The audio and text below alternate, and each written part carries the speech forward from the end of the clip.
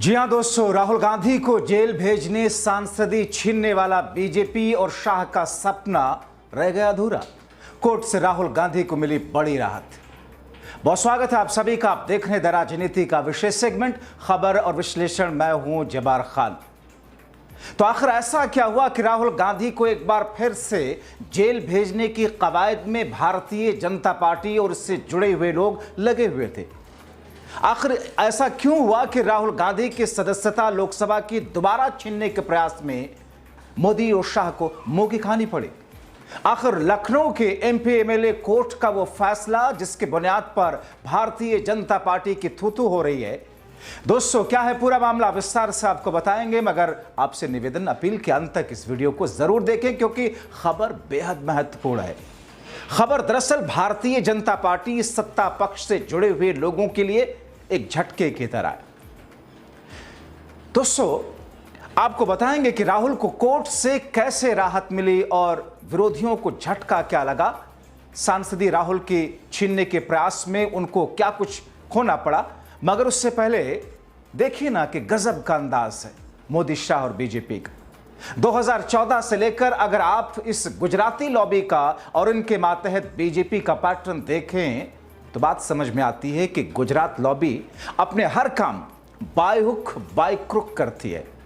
और इन दिनों तो आरएसएस के साथ में चल रहा है इनका, और इसके लिए हर तरह का हथकंडा अपनाती है। राहुल गांधी के साथ गुजराती लॉबी और बीजेपी ने 2014 के बाद से जो किया उसका एक हिस्सा रहा है, आपको बताएंगे। 15 जुलाई को राहुल के लिए जो सपने बीजेपी या अंधभक्त पाले बैठे थे वो चकनाचूर हो गए।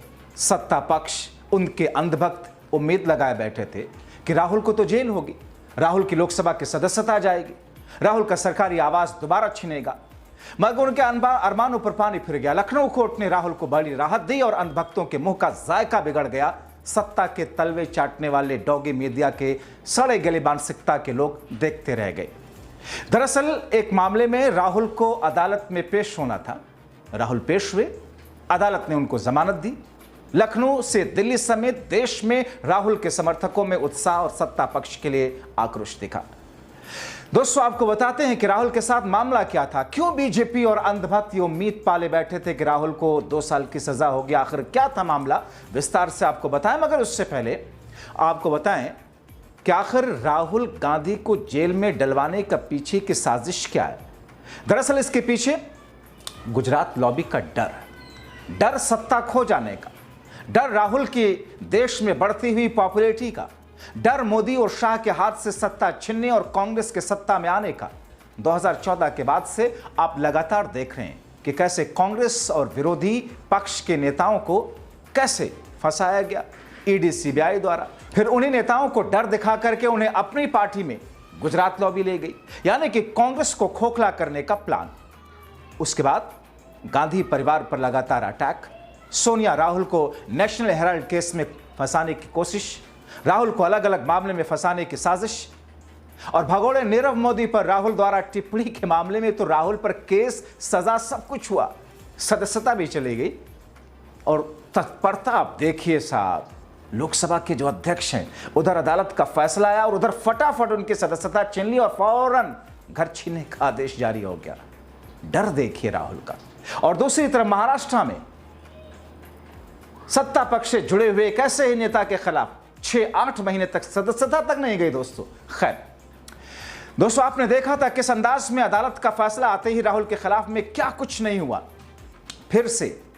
एक बार फिर से वैसी स्थिति उत्पन्न करने की कोशिश की गई, क्योंकि दरअसल सेना पर राहुल के जरिए टिप्पणी करने के मामले में उन पर कार्रवाई में उलझा करके उनके सदस्यता छीनने का प्रयास कर रही थी, मगर ऐसा हो नहीं पाया। राहुल गांधी मंगलवार को यानी कि 15 जुलाई को लखनऊ के एमपी एमएलए स्पेशल कोर्ट में पहुंचे। जमानत हुई 20-20 हजार रुपए के मुचलकों पर। बताएं आपको कि यह पेशी भारतीय सेना पर की गई टिप्पणी को लेकर दर्ज मानहानि मामले में थी। राहुल गांधी को कोर्ट ने समन जारी किया था, जिस पर राहुल लखनऊ के एमपी एमएलए कोर्ट में हाजिर हुए थे। आपको बताएं कि दरअसल जब भारत और चीन के बीच में रार चल रहा था गलवान में, बॉर्डर रोड ऑर्गेनाइजेशन बीआरओ के पूर्व निदेशक हैं उदय शंकर, उदय शंकर श्रीवास्तव ने 11 फरवरी को सीजेएम कोर्ट में राहुल के खिलाफ केस दायर किया था। कहा था कि राहुल ने 16 दिसंबर 2022 को भारत जोड़ो यात्रा के दौरान भारतीय सेना पर टिप्पणी की। 9 दिसंबर 2022 को भारत चीन सीमा पर हुई झड़प का जिक्र किया। राहुल ने कहा था कि चीनी सैनिक भारतीय सैनिकों के जवानों को पीट रहे थे। यह वो लाइन थी जिस लाइन के आधार पर राहुल के खिलाफ में केस कराया गया। पूर्व निदेशक ने दावा किया था कि राहुल का यह बयान तथ्यों के विपरीत भ्रामक था। इससे न सिर्फ भारतीय सैनिकों का मनोबल प्रभावित हुआ बल्कि उनके परिजनों की भावनाएं आहत हुईं। दरअसल 12 दिसंबर 2022 को भारतीय सेना ने कहा था कि चीनी सैनिकों ने भारतीय क्षेत्र में अतिक्रमण की कोशिश की। भारतीय जवानों ने इसका मुंहतोड़ जवाब दिया। इस टकराव में दोनों पक्षों के सैनिकों को हल्की चोटें आईं। हमारे जवानों ने चीनी सैनिकों को पीछे हटने पर मजबूर किया था। आपको बताएं कि इस पूरे मामले में जिसमें जमानत मिली है, पहले राहुल गांधी के वकील प्रांशु अग्रवाल ने कोर्ट से राहुल के हाजिरी की छूट के लिए दरखास्त दी थी। कोर्ट में दलील दी थी कि इस समन के खिलाफ सुप्रीम कोर्ट में विशेष अनुमति याचिका यानी कि एसएलपी दायर की गई है, इसलिए 15 जुलाई की तारीख पर पेशी से राहत दी जाए। वहीं वादी उदय शंकर के वकील विवेक तिवारी ने जोर देकर कहा था कि सिर्फ एसएलपी दाखिल करने से ट्रायल कोर्ट की कार्रवाई नहीं रुकनी चाहिए। कोर्ट ने दोनों पक्षों को सुनने के बाद स्पष्ट निर्देश दिया था कि 15 जुलाई को राहुल गांधी को कोर्ट में व्यक्तिगत रूप से पेश होना ही होगा। और फिर राहुल गांधी लखनऊ कोर्ट में हाजिर हुए थे। इससे पहले इस याचिका को खारिज करने के लिए राहुल गांधी ने इलाहाबाद हाईकोर्ट के लखनऊ खंडपीठ का दरवाजा खटखटाया। 29 जून को हाईकोर्ट ने राहुल गांधी की याचिका को खारिज कर दिया। ट्रायल कोर्ट की कार्रवाई को कानून सम्मत ठहराया था। आपको बताएं कि इस मामले में कोर्ट ने राहुल गांधी को 11 फरवरी को पहला समन जारी किया। 24 मार्च की अगली इस तारीख पर उन्हें हाजिर होने का आदेश दिया, लेकिन राहुल गए नहीं, हाजिर नहीं हुए। इसके लिए उनके वकील प्रांशु अग्रवाल ने राजनीतिक व्यस्तता के कारण उनके हाजिर न होने की दलील दी। कोर्ट ने 29 अप्रैल को अगली तारीख दी, उस पर भी राहुल गांधी नहीं पहुंचे। वकील कोर्ट से बताया गया कि रायबरेली में दिशा की बैठक है, उसमें शामिल होना जरूरी है, इस वजह से हाजिर नहीं हो पाएंगे। फिर से उन्हें 17 मई की तारीख दी गई, इस पर भी राहुल गांधी कोर्ट नहीं गए। 27 मई को उन्होंने याचिका खारिज करने के लिए हाईकोर्ट में याचिका दायर की। 29 मई को खारिज कर दिया। इसके बाद से 4 जून की तारीख पड़ी, इस पर भी राहुल गांधी नहीं पहुंचे। उनके वकील ने दलील दी कि मामले से संबंधित याचिका सुप्रीम कोर्ट में दायर है, इसकी सुनवाई तक राहुल को छूट दी जाए। कोर्ट ने अगली तारीख 23 जून दी, उस पर भी सुप्रीम कोर्ट में दायर याचिका का हवाला दिया गया। कोर्ट ने इस पर फटकार लगाई। 15 जुलाई यानी कि आज उन्हें व्यक्तिगत तौर पर हाजिर होने का आदेश दिया गया था। दरअसल राहुल गांधी जिस वक्त पहुंचे दोस्तों, लखनऊ के एयरपोर्ट नजारा ही अलग था। चार्टर्ड प्लेन से दोपहर 1 बजे के आसपास लखनऊ पहुंचे। हजारों की संख्या में वहां पर कांग्रेस कार्यकर्ताओं और नेताओं की भीड़ के साथ साथ में लोग राहुल को देखने के लिए पहुंचे थे। लेकिन दोस्तों, जो मामला था राहुल गांधी को लेकर के, आप देखिए ना, हाल के दिनों में कर्नल सोफिया कुरैशी को आप जहन में रखिए। भारतीय जनता पार्टी के नेता, मध्य प्रदेश के मंत्री सीधे सीधे कर्नल सोफिया कुरैशी को आतंकवादी बताते हैं, आतंकवादियों की बहन बताते हैं। अदालत को देखिए, क्या अदालत उनके खिलाफ में एसआईटी बिठाता है? कोई हाजिरी नहीं, कोई कार्रवाई नहीं, मगर उसके फौरन बाद अब आप सोच रहे होंगे मैं अदालती कार्रवाई पर सवाल उठा रहा हूं। जी हां, बिल्कुल सवाल उठा रहा हूं। एक ही मामला, विजय शाह, मध्य प्रदेश का भारतीय जनता पार्टी का एक ऐसा शख्स जिसकी बदतमीजियों की इंतहा थी, और उसने जो बातें कही कर्नल सोफिया कुरैशी को लेकर, उससे बीजेपी बैकफुट पर गई। और उसके बाद में मध्य प्रदेश का डिप्टी सीएम जिस अंदाज में भारतीय सेना को लेकर के बोलता है, मोदी के चरणों में भारतीय सेना को दिखाता है वो डिप्टी सीएम, अदालत का कोई फैसला उस पर नहीं आता। मगर दूसरी तरफ महमूदाबाद, आपको केस याद होगा, जेल जाना पड़ा था। अब आप देखिए, जाहिर तौर पर अदालतें भी फैसला सरकारों के हिसाब से कैसे देती, मैं आपको समझाता हूं। सरकार के पास में एजेंसी है, पुलिस है। पुलिस एजेंसी ने जो एफआईआर कर दी, जो मामला कर लिया, जो गिरफ्तारी कर ली, और जिस हिसाब से उस पर जांच की, उसी हिसाब से तो अदालत में फैसला होगा ना। और बहुत बात की प्रक्रिया है कि अदालत उन चीज़ों की सारे पहलुओं की देख करके आपको निचली अदालत से ऊपरी अदालत, फिर बाद में जाकर के असली न्याय मिलता है कई बार। मगर जिन लोगों ने सेना का अपमान किया, जिन लोगों ने कर्नल सोफिया का अपमान किया, जिन लोगों ने क्या कुछ नहीं कहा, सेना को मोदी के चरणों में बताया, चरण वंदना करते हैं, ऐसा कहा। वो तो मौज काट रहे हैं क्योंकि मोदी शाह के चहेते हैं। राहुल गांधी ने गलवान के मौके पर क्या वर्ड कहा था, क्योंकि उस वक्त मोदी जी का सेंटेंस आपको याद होगा, न कोई घुसा था मित्रों, न कोई घुसा है, यानी कि चीन तो आया ही नहीं। और उसके बाद में मोदी की बातें झूठ साबित हुई थी, क्योंकि चीनी सैनिक हमारी जमीन पर आए हुए देखे थे, तस्वीरें ऐसी बताई गई थी। और उसमें राहुल गांधी ने सरकार पर जिम्मेदारी ठहराते हुए कटाक्ष में बात कही थी। भारतीय सेना ने चीन के घुसपैठ पर जबरदस्त हंगामा हुआ भारतीय सीमा के अंदर। तब पीएम मोदी ने कहा था, जैसा कि मैंने आपको कहा बताया, कि ना कोई घुसा है ना कोई घुसा था।